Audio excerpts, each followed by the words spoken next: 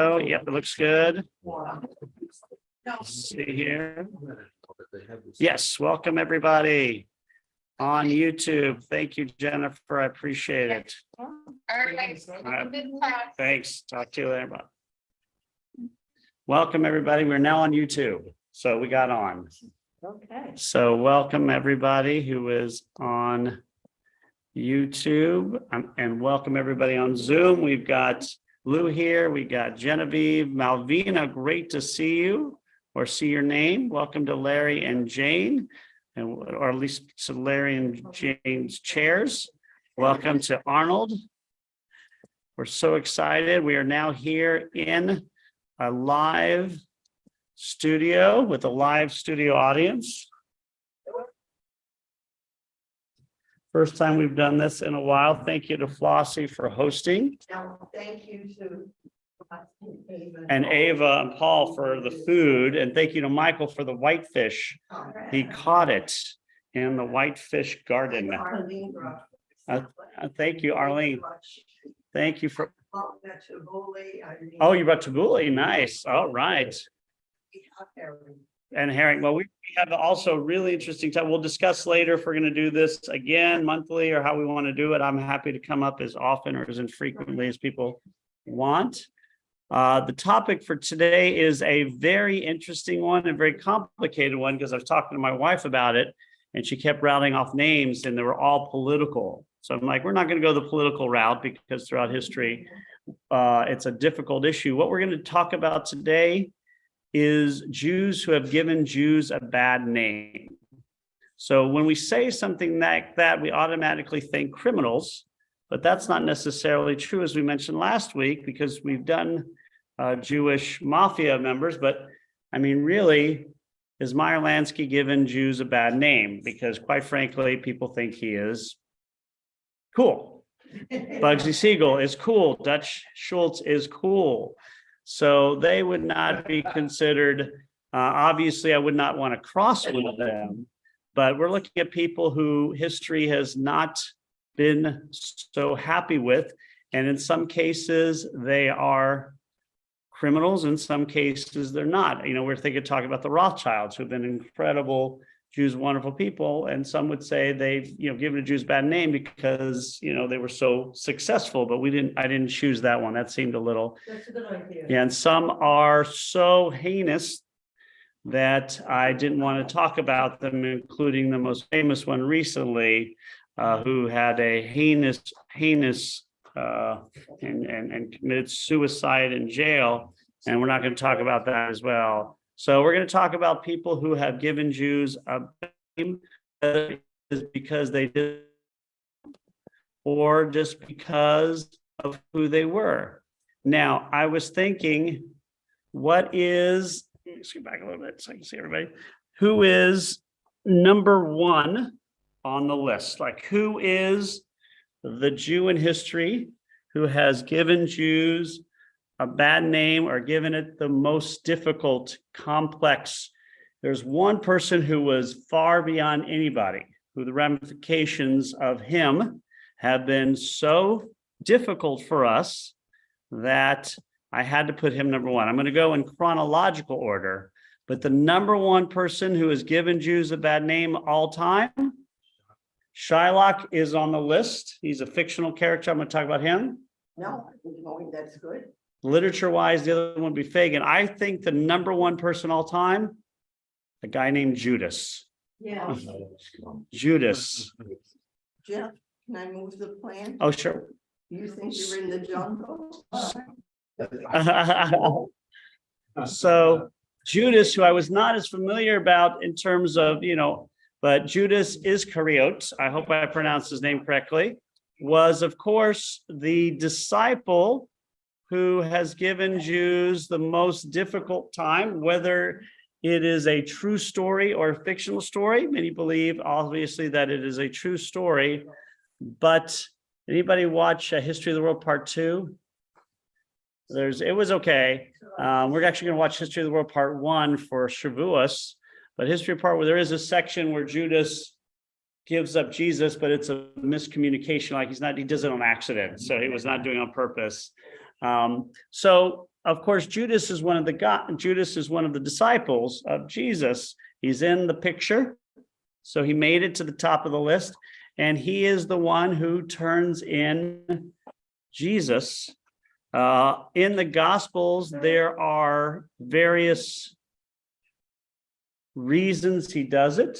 Obviously, what's the most famous is he did it for 30 pieces of silver. So that is one of the Gospels. One of the Gospels does not explain it, and the others talk about that he was taken over by the devil or Satan. So it wouldn't have been his fault. Now, what is interesting, he also felt bad about it and wanted to give the money back. I mean, that's what is really interesting is the irony of Judas cannot be ignored, spelled. One, if you're Christian, the belief is that Christ died for our sins. So what does that mean? That means it was supposed to happen. So Judas is the hero, or at least playing his part in the plan. Like Jesus knows this is going to happen. And if you know it's going to happen, what can you do? You can prevent it, and he does it. So that's one, that Jesus died. In order for Jesus to die for sins, he had to die. So Judas, although is definitely a villain, he is not the villain that shouldn't be the villain that we consider the most villainous of all time. The other irony is Judas, being this Jew that is someone who leads to so much anti-Semitism, is not an immediate reaction as much as we think, certainly at the time. But the idea that Judas was this terrible Jew who did this is, again, we talked about it previously, is a anti-Semitic story that really starts to play a major role in our world in the 11th century. That's only 1,000 years ago, which is obviously a long time. But when the 11th century is 1,000 years after, after the birth, it's 1,000 years after his criminal activity. So in other words, he is being blamed for a crime he committed 1,000 years earlier in a worse way than in the moment itself. And so if this means anything, it's very obvious. It's the story didn't probably lead to anti-Semitism. Anti-Semitism led to the story being more anti-Jewish than ever before. It's the first example of woke. Woke, that's a good, he just said it's the first example of woke. That was awesome. We'll put that down on my sermons, actually. Now, there's a third irony that is usually ignored about Judas, and that is there were 12 disciples, right? One of them turns on Jesus. He's Jewish, but the other 11 disciples are also Jewish, and they don't turn on Jesus. So whereas the focus has been, oh, that Jewish guy represents all the Jews, it's ignored that there were 11 other ones who didn't, and it's actually in the story. They were all Jews. Yeah, all pretty much most, if not all, of Jesus' followers Jewish. The non-Jewish element that follows Jesus actually starts to follow him after his death with Paul. Paul is really the great communicator who says the Jews are a very small percentage of this world. Why are we why are we doing this? We should be preaching to the non-Jews, the larger community. So he's really the one who did that. So these have all led to this apostate as being the number one person probably on the list of notorious Jews or Jews who have given Jews a bad name, even though it's ironic because one, he was supposed to, according to two, it doesn't become a major factor in anti-Semitism. Certainly it was important. I mean, but until 1,000 years later. And three, all the other disciples were Jewish, and they completely ignore that. They ignore that every single other person, including his mother, was Jewish, including himself. So that is an irony. So did Judas do something wrong according to the story? He turned in somebody. Yeah, he probably did. But again, it's kind of like saying, I'm blaming you for what your father did, which is, we don't want to do that. But now we're doing it for what your ancestor, I'm going to blame you for what your ancestor did 2,000 years ago. Anybody see the book, what was the movie, School Ties? Yes. With Brandon Fraser. It's like from the 90s about a Jewish boy. He doesn't tell anybody he's Jewish, but he's going to a very ritzy private school in the 1950s. And before that, he's kind of like in a gang. And he and his friend are in a fight with some gang members. And they go to his friend who's not Jewish and says, don't you know he killed Jesus? And his friend says, never met the guy.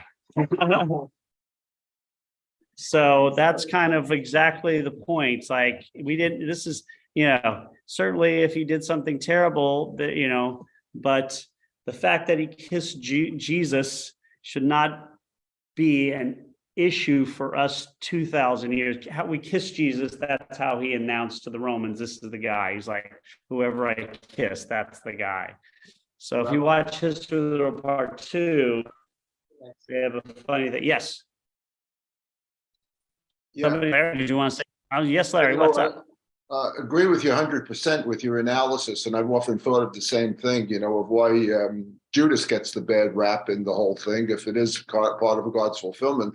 But is there a villain in the piece, do you think, in the presence of the Sanhedrin, the Jewish court? Yeah, who is I the think one that the Sanhedrin, right? I mean, he goes to the Sanhedrin and is the one who tells. The problem with the Sanhedrin being the villain is it is not an individual. It is a group, so if we talked about groups, that would be one as well, the Sanhedrin. And that's something I showed up. So I'm just checking the internet. It says it's not a strong connection. I'm But using their main complaint about Jesus was that, and I'm not sure he ever said it, was that he proclaimed to be God or the king of the Jews, right? That was their major thing. Right. And again, the New Testament does confuse sometimes who is who. Like, they put the Sanhedrin together with the priests when they really were on opposite poles in many respects.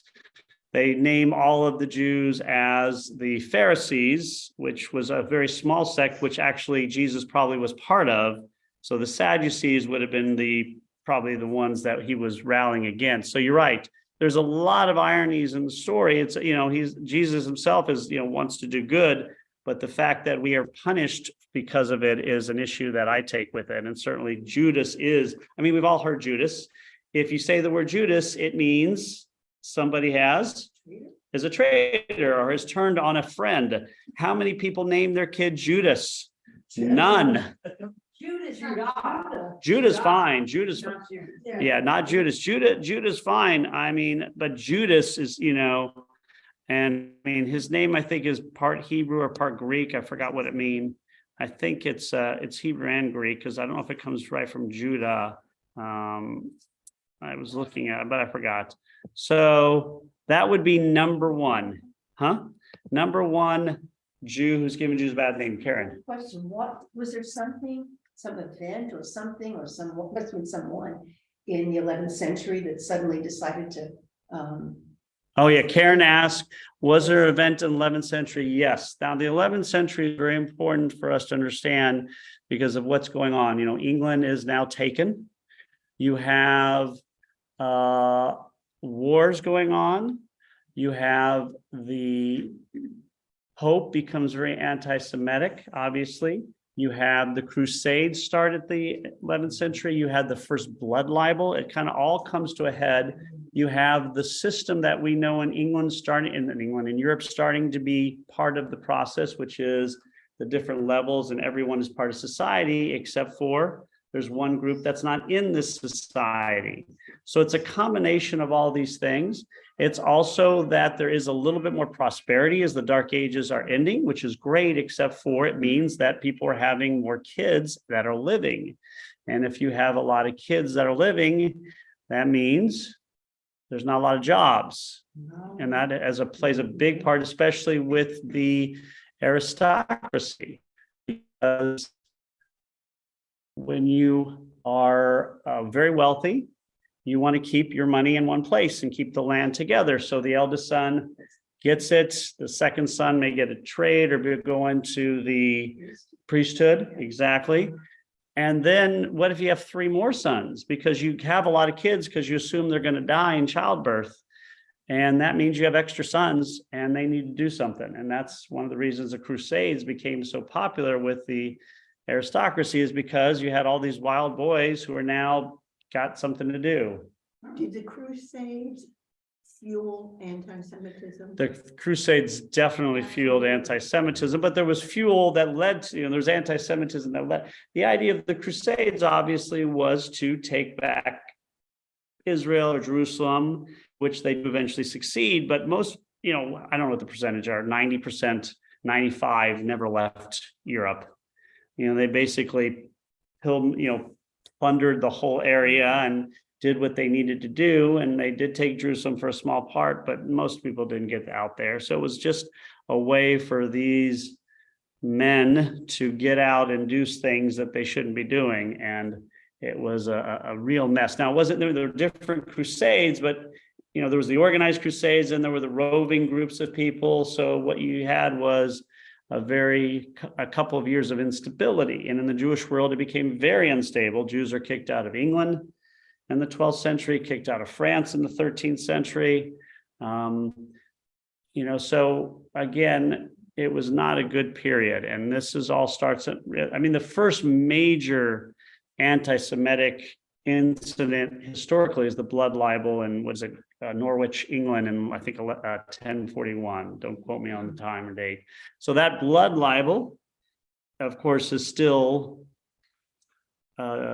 something that is reported in the news in certain circles to this day, and it has been 1,000 years almost. We're literally 980 years ish since the last blood incident, and it's still making the news. So. But really, if we're going to name one person, it is Judas, who has really taken the brunt, and he's become the main villain of the story. Despite and his being Jewish is a prominent part of that. And again, what are the 3 ironies? 1, everybody else who supported Jesus was Jewish, including his mom. 2, it's a long time before it really leads to the vicious anti-Semitism we think of. And 3, it was supposed to happen. Again, he is supposed to die for the humanity's sins. So let's go to now, most of them I'm going to talk about are more recent, but let's go through the historical ones. And obviously the 2 most prominent historical versions of Jews who gave Jews a bad name are Shylock and Fagin. Actually, Fagin, by the way, has lessened quite a bit since the 1950s and 60s when the Broadway show came out, and really, so let's talk about Fagin first. Obviously, Oliver Twist. How many of you have read Oliver Twist, and how many of you have seen the play or movie? All right, so if you've seen both, you know the difference between the 2. In the book, Fagin is a horrible human being. There is no redeeming quality. He is just a tad better than Bill. Bill is his protege who becomes even more vicious. He is a cruel man who has money and treats his children, underlings, as dirt.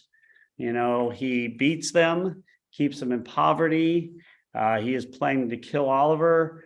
He is a vicious man, labeled a Jew many, many times. I think it's like 240 times in the book he's mentioned as a Jew. Some and say now it won't be that number now, because under pressure that was lessened as the years went on. And he actually, Charles Dickens actually met some Jews, and he was very anti-Semitic, met some Jews and got to know some, and they were telling him how terrible it was. And he actually took some of the references for Fagin being Jewish out. This wasn't the first one they got through that. No, Dr. Seuss was not. That's another one who did it very good. In fact, in my last congregation in Houston, they have an art gallery, and they have some of Dr. Seuss's early political satire paintings, and he was not very kind to Jews originally. I think he was a political cartoonist, and he was not a very supportive Jewish one, but it may have just been. But of course, Fagin is this vicious man with a long nose, a crooked back, money loving, treats everybody like dirt, only cares about himself.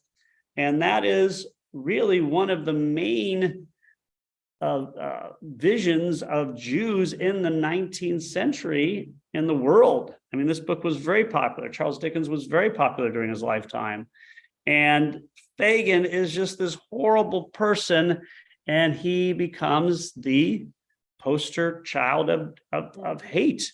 When the Nazis have all of that terrible artwork, a lot of it is based upon Fagin. I mean,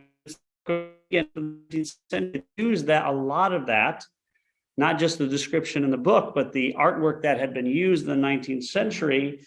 And now, what's ironic, I don't know if it's ironic, but in some places, Fagin was given a kinder viewpoint in the 19th century. He was drawn terribly, but other places, it just depended where you were. So it wasn't all as bad. Now, I'm sorry, don't read it. As bad. Yeah, it wasn't as bad. Yeah, in some places, they actually tried to tone it down when people saw how it was hurting the Jews. It wasn't, some people were very supportive and said, let's try not to focus in on this guy being Jewish, just focus in on being a bad guy. Because Bill is even worse, and he is not Jewish in the book. Now, what is really interesting is the change. I forgot what year the play came out. I don't know, check. But the play came out and the movie came out in the 1960s. And that completely changed the idea of Fagin, because obviously more people see movies and plays probably than have read this book from the 19th century. And in the play or in the movie, especially, how many saw the movie Best Picture, I think? I do anything for you. Yeah, Oliver. It's Oliver. You're right. The movie's Oliver. So what kind of person is Fagin? Now, he looks very much like the depiction in the 19th century, but what kind of person is he in the movie? He's basically not that bad of a guy.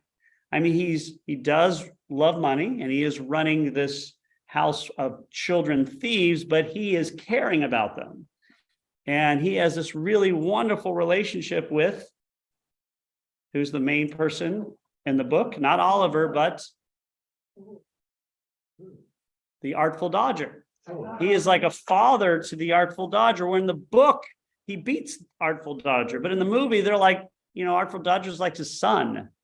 And they, at the end of the movie, he drops the case with his gold, and he and Artful Dodger go out in sunsets, kind of like Casablanca, like this is a beautiful friendship. So, but he cares about the kids, even though he's teaching them to be thieves, whereas Bill is a horrible person. Bill's the bad guy, but Bill is not Jewish.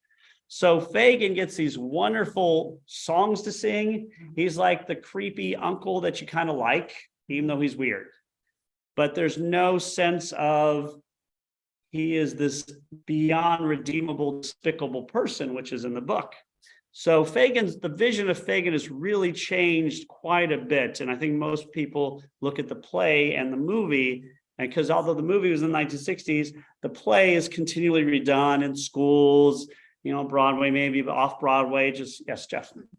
How much do you think back in the 11th century, anti-Semitism was caused by the fact that Jews just dressed differently, they looked differently? You could tell somebody was Jewish walking down the street and was easy to pick on. So Jeff has asked, how much the 11th century, I'm sorry, Carrie, did you want to? In the 11th century, asked how much of the anti-Semitism was based probably on the looks of Jews, that they looked different. And I think probably a lot. I mean, they were very easily identified in various places. They had to wear stars, or they were set apart. Now, you don't have the ghettos yet. You don't have the shtetls yet in the 11th century, but Jews are still set apart, and they probably still look different. Some of them don't, but they are very close knit, and they are, as the Christian world is creating the rules that we know now, Jews are the outsiders, and they're useful at times, but we all know that it's much easier to persecute outsiders. So I think a lot of it had to do with that, because I think most people didn't understand what the real difference was. Like today, a lot of people don't understand what the real difference is. Karen, you wanted to? I was just thinking what you said about how they had to wear something that identified. Right. And it depended where. Some places they did, but some places they didn't. When did you said the ghettos and when did Venice was the first? Venice is the first ghetto. What is it? The 16th century, 15th century, 14th century. Yeah. I mean, there were walled areas, maybe even earlier. But a lot, Jews were put to different places, set aside. But the Pale Settlement, the Gettles are a little bit later than most of us think. Yeah. Rabbi? Yes, Larry, sorry. And then we'll go to Flossie. One additional thought on the movie Oliver. They do introduce a whole new character there who is the chief villain.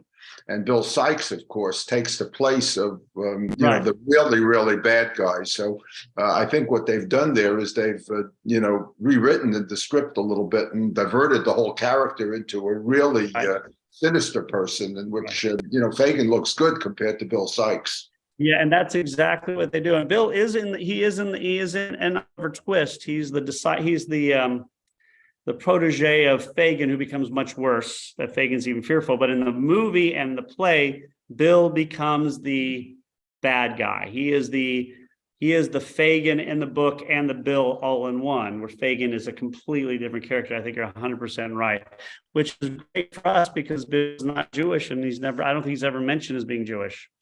I could be wrong, but I'm pretty sure he's not. So that's a good point. Flossie.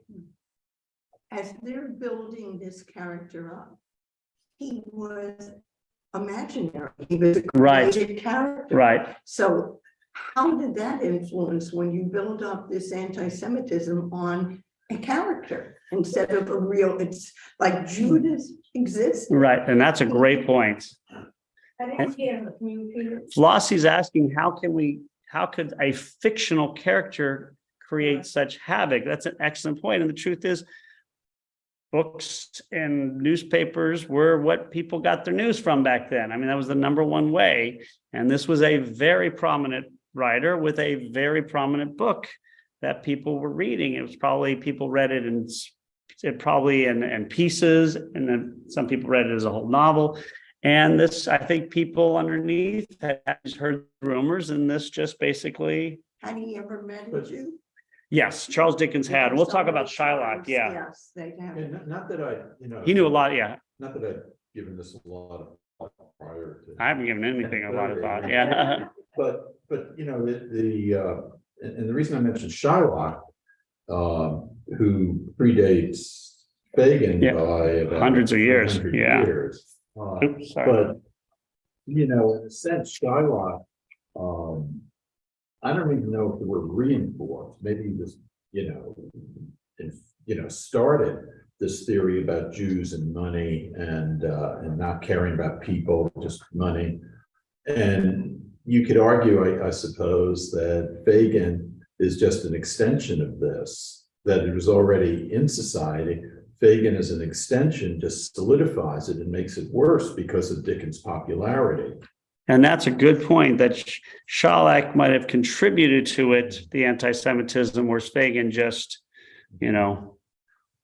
officially, crowned it. And that's a good point. We're only talking about Shylock for a second because we got a lot more, but Shylock obviously is the more famous character than Fagin. He is the most famous Jew in literature. And the thing about Shylock is, of course, William Shakespeare lived in England, and England had no Jews during his, there were no Jews in England from 1190 to the 1650s. He was in Italy, some people say, for a little bit, but that's not been proven, I don't think. So he may never have met a Jew. So he is creating this character completely on rumors, which is very ironic considering now Shylock is also a different character a little bit than Fagin, because he is nowhere near as evil as Fagin. He is not, he is a legal merchant moneylender who had been wronged by somebody, and then he wrongs that person back. And then at the end of the book, he gives a wonderful speech, saves his own life and his finances. So no, he didn't save his finances. Finances are going to his daughter, who's rightfully marrying a Christian. He's going to convert to Christianity. And so the vision of Shylock as an evil person could go, he is bad, but he's nowhere near as bad as Fagin. And you can actually look at Shylock from different perspectives. He's been wronged. He does something wrong in, a pound of flesh. He's really, but Shylock is really the first major character that just takes off and gives Jews a bad name. And it's ironic because he is not that bad, comparatively speaking. He is not a murderer. He is a moneylender. who has been wronged and treated poorly, and they say that in the book. And then he treats somebody else poorly because of revenge. Whereas the Count of Monte Cristo, which is, Dumas, many people consider his, not Shakespeare, but Alexander Dumas's most best book, although Three Musketeers really is his best book, in case you're wondering. Revenge and the Count of Monte Cristo is like, wow, that is awesome. We're so happy this guy's taking out this revenge, even though he's getting sucked into the world of revenge at a level that is beyond our comprehension. Whereas the revenge in the Merchant of Venice is much more subtle. It's much more like what we would do. You cheated me out of money. Now I have the opportunity to, or you insulted me. Now I have the opportunity to legally bankrupt you. He's not cheating him. He is legally taking money from this person for a business venture, and he can't pay it back. What is ironic also is that he's doing what most people would probably do, unless you're really, really a good person. You're a business person. You owe me money. You are not going to pay me back. I'm going to take what I said I would take. I mean, that's, it's business. I am terrible at business. I would never, but it's not as bad as Fagin. I don't know about that particular time in history, but I know there have been many times when money lending was one of the only trades that Jews were allowed to use. Yes, and that is exactly, money lending was one of the few trades where Jews could do, which they could make actual money. We also have to add, and this is an important piece, money lending back then was not like money lending today. It was a very dangerous profession. You had to go from one place to another, and it was obvious you're Jewish. It was known that Jews were money lenders. If people saw Jews traveling, what did they first think? They have money. And so there was a lot of violence. You had to pay for people to protect you. The interest rates were beyond what we can imagine, 40, 50, 60% sometimes, because there was no guarantee. It's like like financing a ship going across the world. There's a 22% chance that ship is going to get wrecked. So obviously the insurers have to charge an enormous. So it was a very dangerous game they were playing. You can see a little bit in what's the name of the book with the individual knives in a coma the whole time? Just forgot one of my favorite. No, it's a good one too. It's what's his name? I forgot. It's Rebecca. She's in love with the knight. Ivanhoe, thank you. It's like an Ivanhoe. You need to have people protecting you. So Shylock has another character with a lot of ironies. Shakespeare may have never met a Jew. He's not doing anything illegal. The pound of flesh is certainly crude, but oh my goodness, how many people say crude things today in business? It's pretty common. And back then it certainly was too. So it's just the fact that he's a Jew that he's being, Larry. Yeah, just a couple of things Sure. about, can you hear me? I can't. Yeah, a couple of things about Merchant of Venice that are interesting also is that Shakespeare does take, I think, Shylock to a different level when he is offered double the money or something, and he refuses that and says, no, I will have my pound of flesh. So he does show him to be a darker, more sinister kind of character than the money lender, so he's not only in it for the profit. But the irony, and a lot of more modern critics, and if you see the new Al Pacino version, it's slightly different. I hear it's supposed to be really good. I have not seen it. Yeah, I've never even seen Merchant of Venice. I've read the book, but I haven't seen the movie or play. but a lot of the more modern critics now are pointing out that Venice was a true republic, which England wasn't, and most of the countries weren't. Most of them were not republics, which have a sense of democracy in them. And it was one of the few places in the world that not only, were Jews allowed to be money lenders, but Jews were allowed to live. And there were other money lenders. Other money lenders came into Venice from different parts of the world, and they were also put into ghettos of different types, not as substantial as the Jewish ghetto. So that, it was an occupation that, as Jeff Blazer says, I think it was permitted, not only permitted, but one of the few that were permitted there. And he did have these horrible relations with the Christian community. I think what's also very upsetting in Merchant of Venice is that the daughter leaves him. And the daughter Yes. sells the ring, if you recall. And she Right. sells the ring for, which was her mother's ring, and she gives that away or sells it. I don't forget the exact details of it. Now she abandons Judaism, and so but he does paint, sort of an even picture, except for a couple of instances where he's pretty harsh on Shylock. Yeah, and it also is very scary because his daughter converts, but it's almost like at the end, the court is protecting the daughter and Shylock is not. The money has to go to her at the end. So again, it is a complicated character, more complicated, but for people who are not really well versed with the story, say Shylock, and they think evil Jewish moneylender. Even if they don't realize there's more nuances to the story. Obviously, Shakespeare, there's a lot of nuances. They still use that name today. Yeah, how many people? Totally anti- Yeah, not very many people name their kids, Shylock or Fagin. Although Fagin, there is some last names like Fagin. President of what's. Yeah. So let's go to more modern. I'm going chronologically. The next one I want to mention is someone who was not a bad guy at all and never did anything wrong in terms of that, but history has really given Jews a bad rap because of him, and that's Karl Marx. Who, although he wasn't Jewish, I think his family converted before he was born, but he's from a Jewish family, and most people think he was Jewish or believe he was Jewish. And of course, his bad rap has really been more of a 20th century than as opposed to when he was living in the 19th century, died in the 1880s. So why? Because obviously the Soviet Union and China and Cuba and a few other countries became communist countries.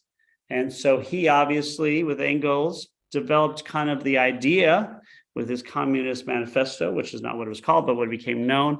And he became kind of like, even more than Lenin or Trotsky, who most people don't even think of one way or the other, the man who formed a belief system that corrupted the world in many respects, and he was Jewish.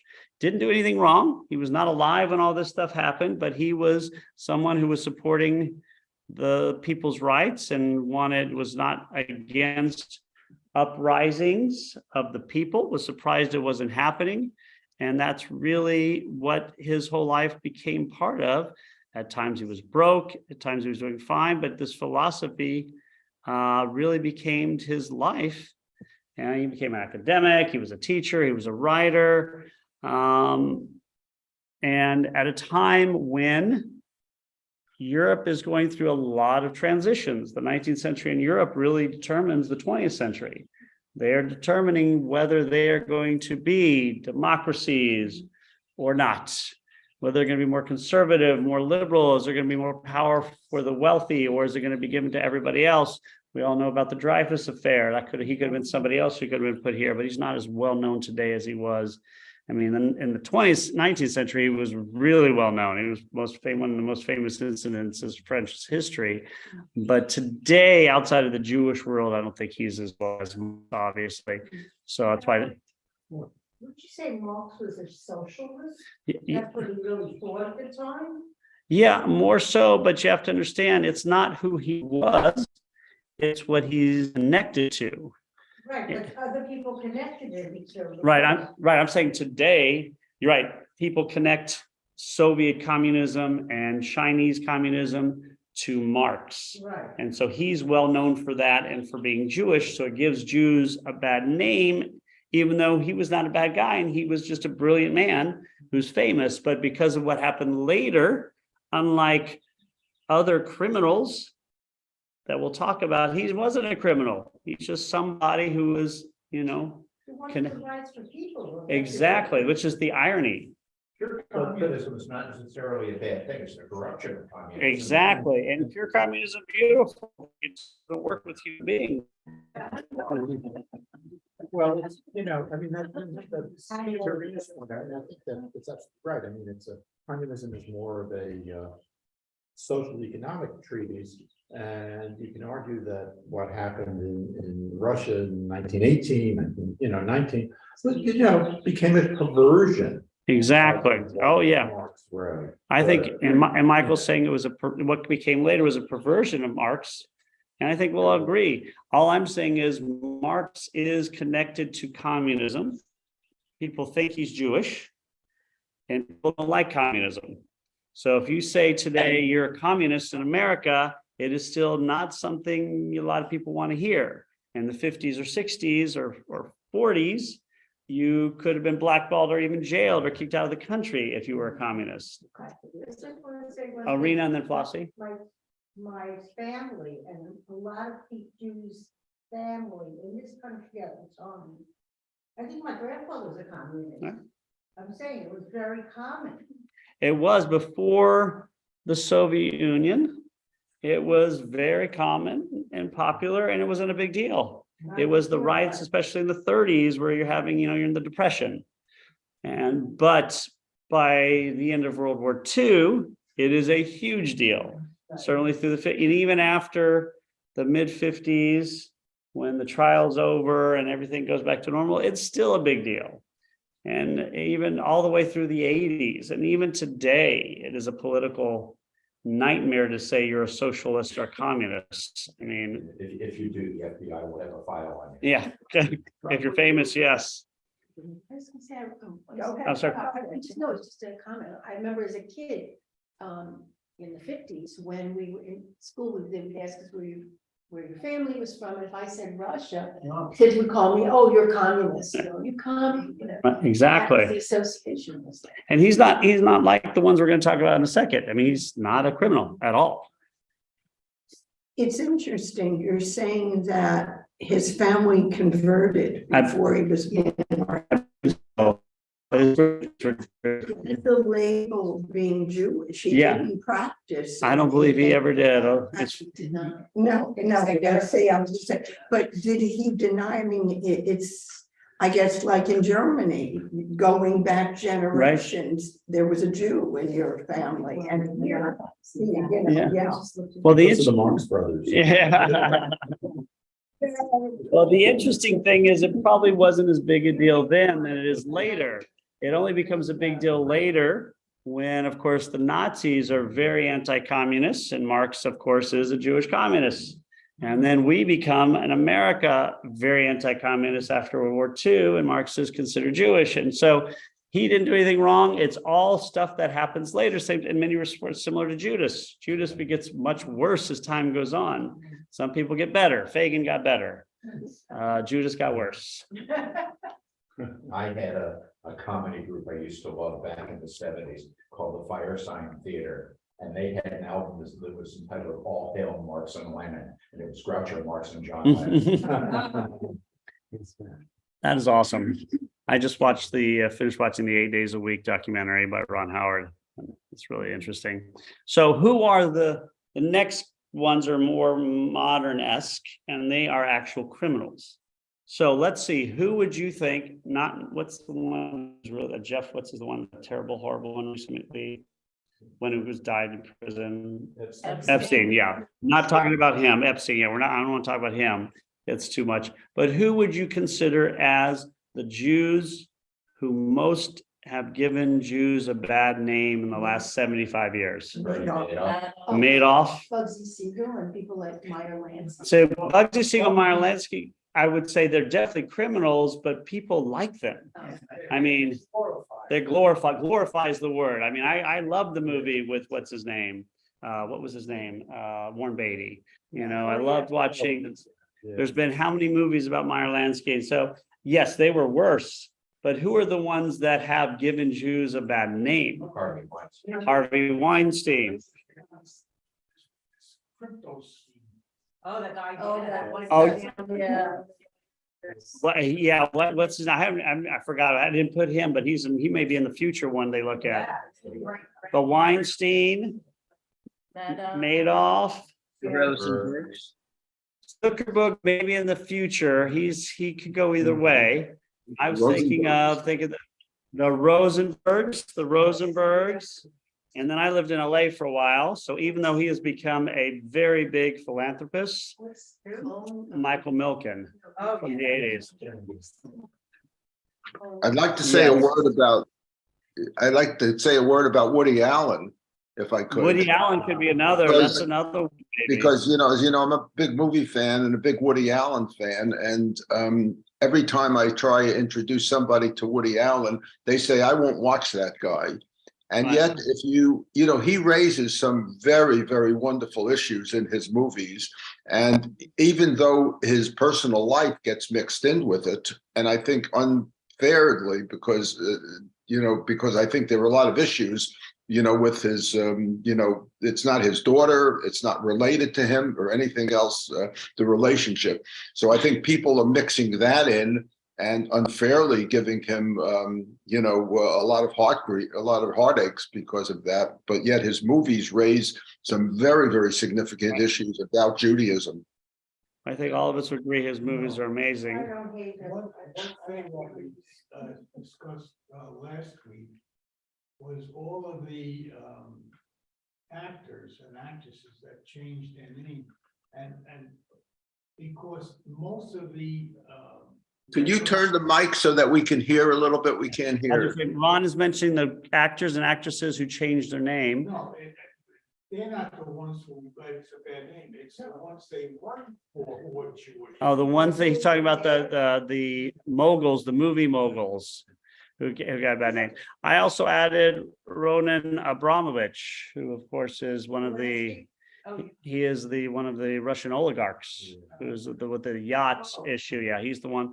So the Rosenbergs obviously were a big issue in the 40s and 50s when I think because of their trial, because how many people were killed for treason for spying for the Soviet Union? They're the only ones. They're the only ones, They're the only ones in American history. yeah, who've ever been for treason. Was that from the McCarthy era? Yes, it was. And it was a Jewish judge who went out of his way Right, to make sure to that, make sure that they would be executed. yeah, I didn't want to think, it's very sad. I mean, they were, he is, but what's his name? Yeah, these are famous people. These are famous people. So the Rosenbergs, obviously, the fact that she was a woman as well, very strange. And there's a lot of debate because a lot of people said they were innocent. Well, we know now that they weren't. They were definitely guilty. But the fact that it was such a quick trial, that they were Jewish, and that it was a woman, and that they were didn't go to prison, they were actually given the death sentence, was a huge deal. The fact that the only people ever to do this were a Jewish couple who were communists, which we know was against the rules back then. And we also know that there were a lot of other people spying for the Soviet Union. The entire Manhattan Project was compromised. We know that Robert Oppenheimer later didn't go to prison or anything, but he had his status,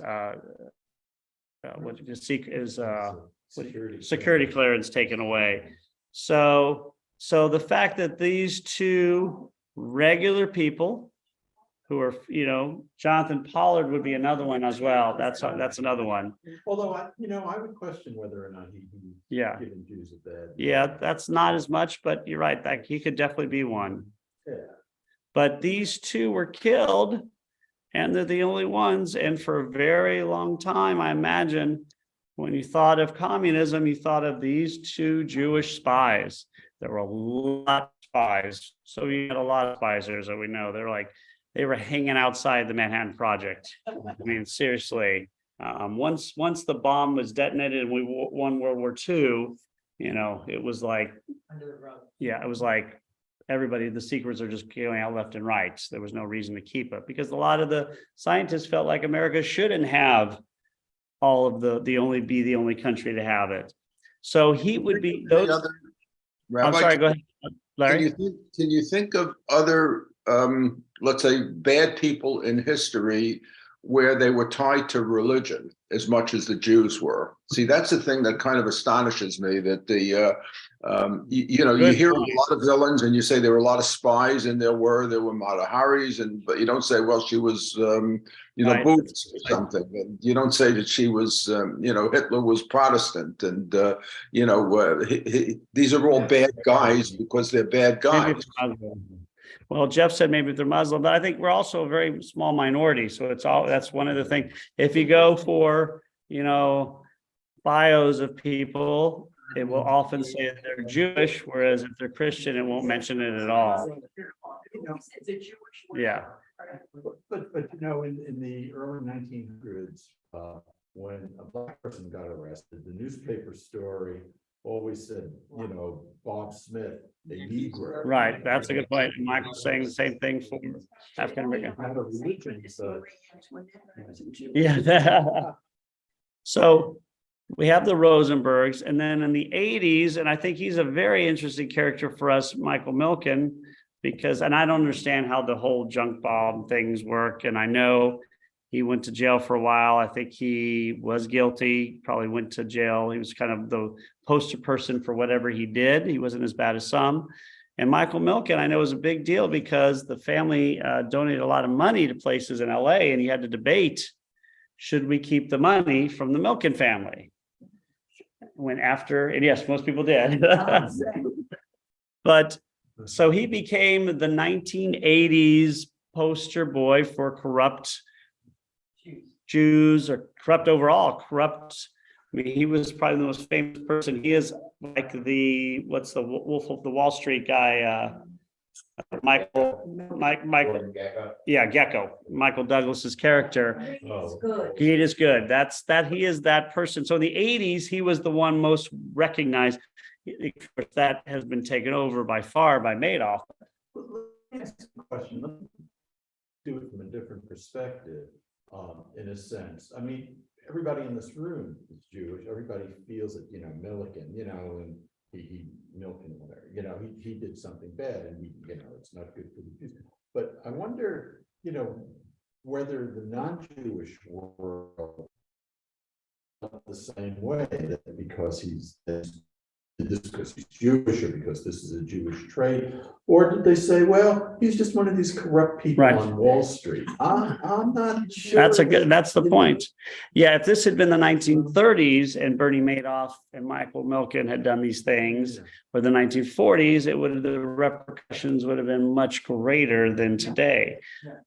Flossie. Whenever there is a crime, and I don't know if you do this too, Sharon shaking her head, she knows, uncle, please make it they're not Jewish. Right.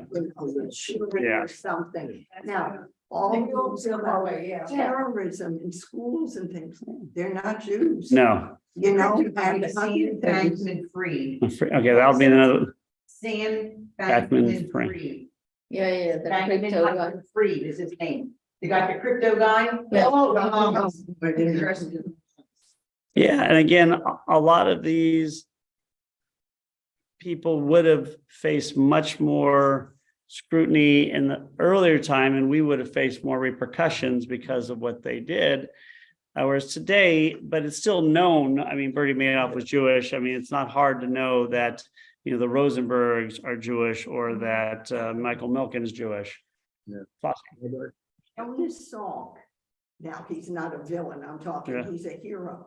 When they went and brought up the Salk vaccine, was it known he was Jewish? I mean, looking on the other side, do we get accolades? That's a for good point. Do we get things that- accolades? I think a lot of people did know Salk was Jewish, although there was a lot of controversy about him giving that thing for free. But you're right. We're talking about there was a lot of people, like Albert Einstein would probably be the most obvious, or Barbara Streisand, or Steven Spielberg. Yeah, that they are Jewish. So Larry.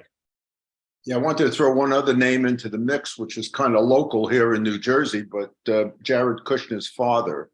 And he was a tremendous benefactor. He has yeshivas named after him, and he has religious schools named after him. And he was indicted for, crimes related to, fraud and money laundering and things of that nature. And, maybe not as big a deal worldwide, but it certainly everybody in New Jersey knew about it, I think in the whole Northeast. And, why did he have to be Jewish? That was kind of the thing. And his name is on all the buildings around, the Jewish buildings. Yeah, and I didn't talk about that because there are some political implications with that. So I try to stay away from political people like, Well, it's history. It's not political. It's history. It's not political. He's not political, but because his son is the son-in-law to a former president. That's why. But you're right, actually, why he is definitely one of them.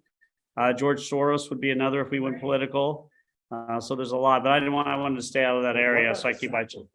The who? The Sackler family, they have they're. Yeah, Sacklers. Oh, the Oxycontin. And they have, Exactly. in Washington, the Asian Art Museum is, they've been a couple years. Yeah, I mean, again, it depends. It has a lot to do with fame. Now, we'll do one more before we finish. So we've talked about the criminals in them, we've talked about the Rosenbergs, Milken, Weinstein we didn't talk about, we didn't have time, but we all know what he did. One other one I wanted to mention was an American Israeli named Meir Kahane. You remember him? And a lot of people knew him, especially in the 80s and 90s and 70s and 60s, because he was radical in America and he was radical in Israel. This was a very radical guy who was militant, anti-Arab, anti-non-Jew, both in America and Israel. His party did make it one time, but his party was the only party ever banned in the Knesset. He was That is 100% true, but that would be probably true. Kach, Meir Kahane. Yes, exactly. He was the JDL. So he helped form JDL. He was a disciple of Begin and not Jabotinsky, Jabotinsky, and helped with the JDL in New York. The very militant, fight your way, anybody who was not Jewish, and then moved to Israel, became very militant there, but he came back to America. He had to give up his American citizenship because it was very funny irony. They made a rule in Israel that if you wanted to be in Knesset, you could only have Israeli citizenship. So he got rid of his American citizenship, and then they banned his party in Israel. So that's how they did it to him. So he had no citizenship here, so he had to come. But he was, of course, assassinated in 1990. But he was everywhere he went. He was in the news, and is this violent Jewish guy who wants to kill everybody who's not Jewish. Anybody who would even seem to be anti-Semitic, he would go after. Hated Arabs, hated them, and so this is a man who died. And again, when I was growing up, he was very well known. And that's like, as I was in the Zionist circles, he had a lot of debates as to the JDL did some good things, but you have anytime you go radical. And so he is not as well known today outside Israel, but in the 80s and 70s, he was very well known in America. It's almost like the Yes, it's like he was actually the disciple of the guy who helped found the Irgun. Yeah, Jabotinsky, who was Begin's mentor. Yeah, and so he was exactly where he got all that. So that's just a few of the lists. So the list we went over again was Madoff, Fagin, Weinstein, Judas, Marx, Kahane, Milken, Abramovich a little bit, the Rosenbergs, and Shylock. So so there was quite. Yeah. So those are some of the Jews. Anybody else have anybody else who they'd like to mention? Jews who were people who gave Jews a bad names. There's others, obviously. And we could also talk about the Jews who gave Jews a good name, like famous Jews who are recognized as being Jewish, because there are tons, but a lot do not. Like a lot of people, like not just with us, but with outsiders, like not everybody knows a lot. There's certain famous Jewish people who are not known to be Jewish, except by us. Whereas Einstein is known to be Jewish. Yeah, this is so silly, but how many of you do, like, I'll sit and be watching a movie or something on television, and I'll wonder if somebody, I think they're Jewish, and I'm sitting there with my. Yeah, oh, yeah. Do I do or not? He's asking, do we Larry, It's quite fun. If they're not, they don't say they're. Larry, you're on mute.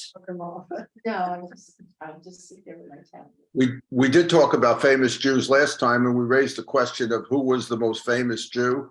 Well, I happened to be in our library here in New Jersey, and they had the Time 100, and I picked up this book, and here's their answer.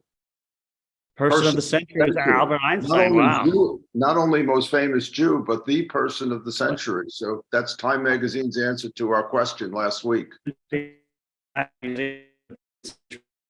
Einstein. Yeah. Yeah, I was number 7. Which was. Yeah, so it's, Stop it, you were number so 2. again, Steven Spielberg. yeah, Spielberg would be another one. But he did, starting, it happened from Schindler's List, right? To show them, I mean, that's a big deal. Yeah, and again, there are certain people who have worn Judaism on their sleeve, and there are certain people who've been Jewish and just haven't done that. I mean, you think of Max Baer, he was the heavyweight champion of the world in 1930s. He lost to James J. Braddock, but he wore a Jewish star on his Wow. shorts, on his trunks. His son is still alive. His son, by the way, is the last member of the Beverly Hillbillies to be still alive. Jethro. Jethro was Cohen. Leonard Leonard- Cohen, be another, yeah. Leonard Cohen, Steven Spielberg. Like, so we could talk about that next week. Of Jews who have worn Judaism, famous Jews who've worn Judaism on their sleeve. We have one who from at the synagogue who I wasn't there, but he's a descendant of Samuel Nunez, and that would be Commodore Levy, Uriah Phillips Levy, who was probably the most prominent Jewish military man of the 19th century, and he was court-martialed 5 times because he did not like being insulted as a Jew, and if he did, he would beat you up. So it's probably Bob Monticello. a yes, silly Genevieve. question. Does Levi jeans? Is Levi That's an jeans? excellent one. Yeah, Okay. Levi Strauss was definitely Jewish. And no, I'm not related to him because his son-in-law ended up running the company to this day. The Haas family runs the company, but I'm not related to him. Since you mentioned Levi jeans, how about Abraham Strauss? Yeah, the department store. So that could be next week. We could talk about famous Jews who wore Judaism. Some of the, I don't know. No. Yes, no, they became, I was there when it happened. They were merged with Macy's. Yeah. All right, fantastic, guys. So next week we will be meeting just on Zoom and YouTube. And then we'll discuss famous Jews who wore Judaism on their sleeves. Obviously, there's no rabbis, because if you're a rabbi, you're obviously Jewish. So we'll do that next week, and then we'll discuss and see if anybody wants to host one. I was just gonna say, if we. Yeah, does anybody want to host one in April or May? No pressure. I mean, I will guarantee you go to heaven, but that's it. We don't have anybody yet, so we'll discuss it later. And if there is, I'll send a note out to everybody. I have no problem. Oh. Cleaning will be there. Oh, Karen says she'll do May. May's perfect because April's Passover. All right, so we'll do sometime in May. Thank you, Karen. I appreciate it. All right, and anything else, guys? Let me know. Thank you, Genevieve and Lou and Larry and Jane for joining us on. Thank you to everybody who is joining us on YouTube. Tell them they're missing Rugala. You're missing Rugala. If you could have made it here, I will eat an extra piece for all of you. That's the kind of rabbi I am. So stay safe, everyone, and have a good one. Oh, I got to remind everybody what's going on. We got Passover, April 5th and 6th. If you want to be part of the Seder, please start making our reservations because it does book up both of them. And we will be having a really incredible event. I think April 15th, we're going to have a procession of the memorial Torahs. We're inviting everybody who has a Czech memorial Torah in the area to come in, and we're going to look at people from the organization that saved all the Torah scrolls in the 1960s come That's gonna be the Sunday. It's gonna be Saturday. We're gonna talk about it services, but everybody coming will be on Sunday. This coming weekend. No, no, That's that's the- no, it's gonna be indoors, April 15th or 16th that weekend. Sorry. To the temple, yeah. And I know there's people, there's synagogues in South Carolina bringing their tourists. Right? Huh? Sue was coming with. Yes, Sue was Yeah. Oh, yeah, I think so. You're right. The congregation that she belongs to. Any other stuff going on with the men's Seder tonight if it's coming? And then I think we have a lot of things going on, so just check the list. How Class did A. this organization with Saving the Torah start? I don't know. It's a part of, do you know? Yeah. During the Second World War, the Nazis were taking everything away from the Jews. A Jewish group went over to them and said that if you let us collect the Torahs, you will have something, when you win the war, Oh, you can have a museum of what you have. yeah, right. So basically that, now people, when I was, I think I was a docent for 10 years. The Torah that we have, people said, well, how do you know that's original? Because our Torah has a label on it, and it says where it came from and Yeah. everything. They all do, they say where it And comes from. it was England that collected all of the Torahs after the war. And, yeah, and they formed a group that redid them, made them nice, and they decided that any congregation in the Western Hemisphere Mhm. can have one, but we don't own it. It's on loan. In other words, if our Torah, if they would start another synagogue, we would have to send it back to them. Now, that Torah, since we had to take care of it, is a kosher Torah. Yeah. They agreed though, Ron, that the Nazis agreed to do Yes, that? they did. They had a lot of Genevieve, they had a lot. Bye, of guys. resources. I'll see you guys later. Stay safe, everybody. Made a whole big deal about getting.